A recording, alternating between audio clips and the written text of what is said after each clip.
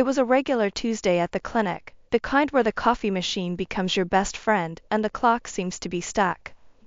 I'm a psychologist here, dealing with folks who carry more baggage than a loaded freight train. It's tough, but rewarding. That's when Jake walked in, lugging his dad along who looked like he'd seen better days. Hey, I need some help here. It's like a maze, and my dad needs to see the doc, pronto, Jake said, his voice laced with worry, but trying to keep it cool. Sure thing, I replied, putting down my third cup of coffee. Follow me. As we walked, Jake kept thanking me like I was doing him a huge favor. Really appreciate this. Dad's been off his game, and I'm just trying to keep the ship from sinking, you know? I nodded. You're doing good. It's not easy, but hey, you're not alone. He gave me a look, a mix of surprise and relief. It was clear he wasn't used to getting support. We got to the doc's office, and I assured him they were in good hands. Thanks, Call me Alex. Thanks, Alex. I owe you one. Let me buy you coffee sometime? Jake offered, scratching the back of his neck, looking a bit awkward. I laughed. Sure, but I warn you, I'm a tough critic when it comes to coffee. Challenge accepted. He grinned, and just like that, we hit it off. We started hanging out, first coffee, then movies, and the occasional dinner. It was easy with him, like I didn't have to try hard to be someone I'm not. Jake was all about keeping things real, no airs about him. He worked in his family's laundry business, nothing glamorous, but he was proud of what they built. One thing led to another, and our casual meets turned into something more. Jake was a breath of fresh air, his straightforwardness, the way he'd call it as he saw it, no sugarcoating. It was refreshing, especially in my line of work, where everything's about reading between the lines. Alex, I've been thinking, Jake said one evening as we were closing down another burger joint. We're good together. Like, really good. I smirked, sipping on the last of my milkshake. Took you long enough to notice. He laughed, that easy, carefree sound. So, what do you say? You want to make this a regular thing? Jake, I thought you'd never ask. Yes, let's see where this train wreck goes, I teased, bumping his shoulder with mine. A year into dating Jake, things got pretty serious, pretty fast. We were like two peas in a pod, dreaming big and laughing through it all. One chilly evening, wrapped up in layers, we were at our favorite spot in the city, a little bench overlooking the river. That's when Jake, in his no-nonsense way, popped the question. So, Alex, I've been thinking, he started, his breath forming little clouds in the cold air. How about we make this official? You, me, a couple of kids running around? I couldn't help but laugh. Kids, huh? You sure you can handle that? With you? I'd handle a zoo, he shot back with a grin. I took a moment, looking out at the water, the future suddenly feeling so real and close. Yes, Jake. Let's dive into that zoo together. The decision to marry Jake was the easy part. Living it out, now that was going to be a challenge. We decided on a small, cozy wedding and started talking about our future, dreaming of a big family. Jake was on board, his dreams as big as mine. We settled in a rented apartment, squirreling away whatever we could for a down payment on a house. But not everything was smooth sailing. The real storm brewed with Jake's parents, especially his mom, Mrs. Peterson. The Petersons ran a laundry and dry cleaning business, a stone's throw from their place. It was their pride and joy, a family affair through and through. After the wedding, Mrs. Peterson, with her usual flair for the dramatic, made an offer. Why don't you two move in with us? Save some money, help out with the business, she suggested one evening, her tone suggesting it was more of an order than a suggestion.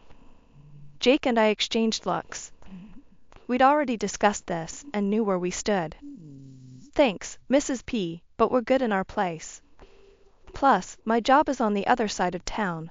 I tried to let her down easy. Mrs. Peterson wasn't having it. Nonsense. Alex can quit her job. We need her here, in the family business. It's high time she started contributing. she pushed, her eyes locking onto mine like a hawk. I took a deep breath, keeping my cool. I respect what you've built with the laundry, really, I do. But I'm a psychologist. I help people too, in a different way. I can't just give that up. It was like talking to a brick wall. Mrs. Peterson's disapproval was palpable, her remarks getting sharper by the day. She couldn't understand why I wouldn't want to fold clothes for a living when I could be helping people sort through their mental and emotional laundry instead. Jake tried to mediate, but there was a clear tension every time the topic came up. We loved each other, but the shadow of the family business loomed over us, testing us, pulling us in directions we didn't want to go. Life's got a funny way of throwing curveballs, and just when Jake and I thought we had things kinda sorted, his dad's health took a nosedive. And then he passed away. It hit Jake like a ton of bricks. He was tight with his dad. And Mrs. Peterson, well, she was a wreck, clinging to Jake for every little thing. That's when the real test began. Jake came to me one evening, looking more serious than I'd seen him in a while. "Alex, babe, we gotta talk. It's about my mom." I knew that tone. "What's up? Your mom okay?" He took a deep breath, running his hands through his hair, a sure sign he was stressed. "Not really. She's not doing great, and she's not handling it well. I'm worried about leaving her alone." I sat down, bracing myself for what I knew was coming. "You're thinking we should move in with her, aren't you?" Jake nodded, looking guilty. "I know it's a lot to ask, Alex. It's just, I don't see another way." The idea of living with Mrs. Peterson, with her constant digs and that my way or the highway attitude, had me breaking out in hives. But I saw the desperation in Jake's eyes, and damn it, I loved the guy. "Look, Jake, I'm not gonna lie. The thought of living with your mom gives me nightmares. But I get it, family's family. We'll figure it out." He grabbed my hand, relief washing over him. "Thanks, Alex. I promise, we'll make it work." Moving in was rough. Mrs. Peterson had an opinion on everything, from how I dressed to how I cooked. It was like walking on eggshells covered in landmines. One evening, after a particularly long day at the clinic followed by an even longer commute, I came home to find Mrs. Peterson in full critique mode. "That's not how you fold the towels, Alex. And dinner, well, I suppose it'll have to do." I clenched my teeth, counting to 10 in my head. "Mrs. Peterson, I'm doing my best here. Maybe you could show me how you'd like things done?" She huffed. "Well, if I have to do everything myself, what's the point of you being here?" Jake walked in just then, catching the tail end of the conversation. "Mom, come on. Alex is helping out a lot. Let's give it a rest, huh?" Mrs. Peterson shot me a look that could curdle milk, but backed off. That night, Jake and I had a long talk. "Alex, I know this is tough. I see it, and I'm sorry. But we're in this together, okay? We'll make it work." I nodded, exhausted. "Together. But Jake, something's gotta give. I can't keep doing this dance with your mom. It's like she's got it out for me." He squeezed my hand. "We'll figure it out, babe. We always do." 6 months in, and I'd had my fill of getting an earful from Jake and his ma every day, like clockwork. Their gripes and digs were my daily bread, couldn't do anything right, according to them. So, I figured, maybe if I wasn't around as much, they'd find someone else to nag. I cut down my hours at the clinic to a part-time gig and started putting in shifts at the laundry in the afternoons. Jake seemed up for it, saying it was a smart move. But then he drops on me that he won't be paying me a dime. "Let's not muck about with the taxes and all that," he says. "You'll just use the family account when you need to." Sounded a bit off, but I let it slide. I was more into smoothing things over than counting pennies. That was the plan, then. Clinic in the morning, drowning in suds by afternoon. Jake reckoned it was a win-win. I wasn't so sure, but I was willing to give it a shot, hoping it might ease the constant bickering at home. Plus, it'd be a chance to get a real look at the family business, see what all the fuss was about from the inside. I threw myself into that laundry business, heart and soul. Before I knew it, I was spotting gaps and thinking up ways to pull in more folks. It wasn't just about washing and drying, it was about giving people a reason to choose us over the next place. But when I laid my cards on the table, hoping Jake would see the potential, he shot me down. I'd been in this game since I was knee-high. What do you know about running a laundry? He scoffed. I was gutted. But worse, I started noticing the numbers weren't adding up. Fewer customers, more complaints. It was a sinking ship, and I wasn't about to go down without a fight. I tried talking to his mom, thinking maybe she'd get it. I even found the perfect spot next door to expand. But no dice. Jake was her golden boy, could do no wrong.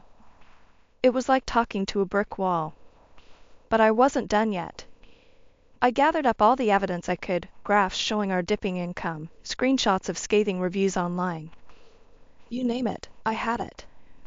Customers were fed up with the sky-high prices, the missing socks, and shirts, the lot. Armed to the teeth, I confronted Jake. Look at this, I said, shoving the papers in his face. We're bleeding money, and people are talking, none of it good. If we don't shake things up, we're headed straight for the gutter. He barely glanced at the papers before tossing them aside. You're clueless, he snapped. This is my turf. You think a few bad reviews and a dip in cash flow mean we're tanking? You don't know the first thing about running a laundry. His words hit like a slap. I'd laid it all out, clear as day, but he was too stubborn to see. It wasn't just about the laundry anymore. It was about respect, about listening to each other. And right then, I realized maybe we weren't on the same page after all. Maybe we weren't even in the same book. I watched, helpless, as our numbers continued to slide. Every attempt at conversation was met with, Alex, just focus on the work. Leave the thinking to me. The final straw came during one of our discussions, where Mrs. Peterson accused me of trying to torpedo the business with my wild ideas. I'm just trying to help, I protested, but it fell on deaf ears. Jake stood by, a silent witness to his mother's tirade. It was clear where his loyalties lay, and apparently, they weren't with me or the sinking ship that was our laundry business. After months of juggling clinic hours and the laundry, with my spirit bent but not broken under the weight of constant sniping from Jake and his mom, I hit my limit. It wasn't one big thing that did it, but 1,000 little cuts, each one stinging more than the last. Every day felt like navigating a minefield, but I kept my head down, thinking maybe, just maybe, things would get better. That was until my birthday rolled around, a day that should have been about a little joy, a little break from the endless grind. I left a note for Jake in the morning, thinking he'd at least remember the date. Out for the morning. Back soon. Simple, right? I treated myself to a new dress, something I hadn't done in ages, then hit the salon. Hair, nails, makeup, the works. It was my day, after all. Or so I thought. The moment I stepped back into the house, I could feel the storm brewing. Jake and his mom, Mrs. Peterson, were there, faces like thunderclouds, waiting for me. Where the hell have you been? Jake barked the second I walked in. The laundry's been a mess without you, and there's no breakfast. I blinked, taken aback. But, it's my birthday, I thought. His mother cut in, her voice sharp as a knife. Your birthday? You think that's some excuse to slack off? We needed you here. You're just lazy and clueless, not even fit to be a housekeeper. I felt my heart sink. Not even a happy birthday? Nothing? I turned to Jake, searching his face for some support, some sign he'd stand up for me. Jake, you too? You think I'm just lazy? He wouldn't meet my eye. Mom's right, Alex. We can't have you running off whenever you feel like it. There's work to be done. That was the straw that broke the camel's back. All the patience, all the effort I'd put into making this work, it just crumbled. You know what? I can't do this anymore. I want a divorce, I said, the words tasting bitter in my mouth. Mrs. Peterson actually clapped her hands, a gleeful, cruel sound. Finally, we're getting rid of her. Then, as if she hadn't already twisted the knife enough, she added, "You'll be paying for your stay here for the past 3 years, of course." I laughed. It was that or cry. Actually, I think it's you who owes me. For all the unpaid work, the holidays, the sick days. Let's see how that adds up, shall we? Her face dropped. The room went silent, the air thick with tension. Jake looked between us, clearly at a loss. The conversation spiraled from there. Accusations flew, past grievances aired. It was ugly, raw, and painful, a litany of all the ways we'd failed each other, laid bare. I bent over backwards for this family, for this business, and this is the thanks I get? I said, my voice rising with each word. And what about me? What about what I've given up? Jake shot back, anger and something like regret flashing in his eyes. We're talking past each other, Jake. I don't even recognize us anymore, I replied, the fight draining out of me. The talk of divorce, of debts and dues, it all just underscored how far apart we'd grown. The love that had once bound us together had been stretched thin, frayed by neglect and misunderstanding. Walking away from Jake and his mom, I had a head full of steam and a heart full of hurt. But beneath all that, there was this tiny, stubborn spark of something like hope. Or maybe it was just spite. Either way, it was enough to get me moving. First thing, I found myself a little apartment. Nothing fancy, but it was mine, all mine. The silence was deafening at first, a stark contrast to the constant bickering and criticism I'd gotten used to. But I filled it up with plans and dreams, louder and more vibrant than any argument. I remember sitting there on a second-hand couch, surrounded by unpacked boxes, when my best friend Liz dropped by. She found me surrounded by papers, my laptop open to a dozen tabs, all research. "What's all this?" Liz asked, raising an eyebrow as she picked up a stack of printouts about business loans and laundry equipment. "I'm starting my own laundry business," I declared, more to convince myself than her. Liz whistled, low and impressed. "That's a bold move, Alex. Going head-to-head with Jake and his mom?" I nodded, feeling the resolve solidify within me. "Yeah, they think they've seen the last of me, but I'm not done. Not by a long shot. I found a spot for rent right next to their laundry. It's perfect." "Isn't that a bit direct?" Liz asked, a hint of concern in her voice. "Direct is exactly what I'm going for. I've got ideas, Liz. Good ones. And I know I can make this work," I said, the words tumbling out with a passion I hadn't felt in months. Liz smiled, her support unwavering. "Well, then, you're gonna need a business plan. And probably a drink. I'll grab the wine, you start brainstorming." So we did. We outlined everything from business hours to services offered, differentiating my future laundry from the one run by Jake and his mom. I wanted to create a space that was more than just a place to wash clothes, a community hub, with top-notch service and a personal touch. "Offer something they don't," Liz suggested, sipping her wine. "Like a loyalty program, or better yet, a guarantee for lost items." "That's genius," I said, the idea sparking excitement. "And I can set up a play area for kids, maybe even a small cafe corner. Make it a place where people actually want to spend time." We worked into the night, fueled by wine and a thrill of creation. By the time Liz left, I had a solid plan and a fire in my belly. It was more than just a business venture, it was my shot at proving them wrong, at proving to myself that I was more than what they saw. After the dust settled from the divorce, I dove headfirst into my plan. The empty spot next to Jake's laundry? Snagged it.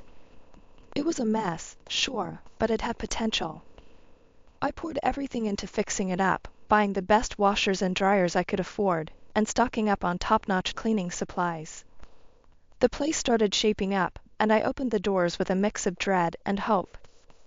At first, it was like shouting into the void. Folks just kept on walking past to Jake's, sticking to what they knew. But I wasn't about to fold that easy.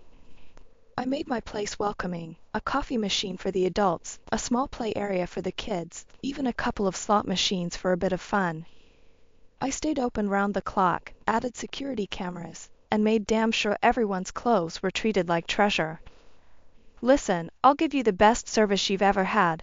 I'd tell anyone who wandered in, half curious, half skeptical. Not happy with the clean? It's on the house. But when you see the results, you'll want to come back. Guaranteed. Word started getting around, thanks to the effort I put into every detail and every customer. Reviews on the internet began flipping from skeptical to stellar. Never seen my whites so white, one said. The coffee's a nice touch, said another. Love the spot for the kids, chimed in a third. Before I knew it, my little laundry was buzzing, lines forming even in the early hours. My laundry became the go-to spot, not just for the quality of the clean, but for the community I was building. People didn't just come to wash their clothes, they came for a chat, a cup of coffee, or just a break from their day. It was more than a laundry, it was a place people looked forward to visiting. The success was sweet, not gonna lie. But the best part? Knowing I did it my way, with integrity and a hell of a lot of hard work. Jake and his mom could keep their old-fashioned ways and their grudges. I was moving forward, one satisfied customer at a time. The day it all came to a head, the air was thick with the scent of detergent and success. That's when Jake and his mother, like two storm clouds ready to burst, charged into my sunny day. Jake was the first to launch into the tirade. You've got some nerve, Alex. Siphoning off our customers with your undercut prices and fancy extras. What's the game, huh? I didn't flinch. Experience had taught me calmness was a weapon. Game? There's no game, Jake. Just good business. I'm offering what people want and need. Can you say the same? His mother, ever the fire starter, piped up with venom. You're a thief and a liar. Making us look bad, stealing our hard-earned customers. You've turned this into a personal vendetta. I sighed, leaning against the freshly wiped counter. Mrs. Peterson, let's get one thing straight, I haven't stolen anything. People come here because they're tired of your hard-earned neglect. It's as simple as that. Jake's face reddened, a mix of anger and something else, perhaps a dawning realization. We came here to tell you to back off, to stop messing with our livelihood. It was almost laughable. Back off? You two practically threw me out, remember? I made this place from scratch, without stepping on anyone's toes. You decided to take it as a declaration of war. I glanced pointedly at the security cameras. I won't tolerate threats or scenes here, Jake. Everything's recorded, remember that. His mother, undeterred by reason or technology, spat back. You've ruined us, girl. Where do you get off, destroying our family business like this? That's when I brought out my phone, showing them the barrage of negative reviews their service had accumulated. Destroying? No. People made their choice based on the service they received, or didn't, in your case. Dirty rooms, rude service, and prices through the roof for what? Shoddy work? I could see Jake struggling, torn between familial loyalty and the hard truth in my words. We were doing just fine before you started this crusade. Crusade? I echoed, incredulous. Jake, all I did was fill a gap you left wide open. I offered suggestions, remember? You both decided I was the enemy for trying to help. The room fell silent, the weight of the moment settling heavily. Mrs. Peterson, in a last, desperate bid, shifted tactics. Fine, then if you're so successful, hire us. Our laundry is dying, we're swamped in debt. I let out a dry laugh. Hire you? After everything? I think it's time for you both to leave. My customers don't need this kind of drama. They knew they had lost this battle, their shoulders slumping as they turned to leave. Jake paused at the door, a complex look crossing his face, a mixture of regret and resignation. "This isn't over, Alex," he said, but it lacked conviction. But it was over, at least for me. I had built something out of the ashes of their disdain, a place that brought a little bit of joy and cleanliness into people's lives. And as they walked out the door, I turned back to my bustling laundry, a smile playing on my lips. This chapter of my life was closed, and I was already looking forward to the next.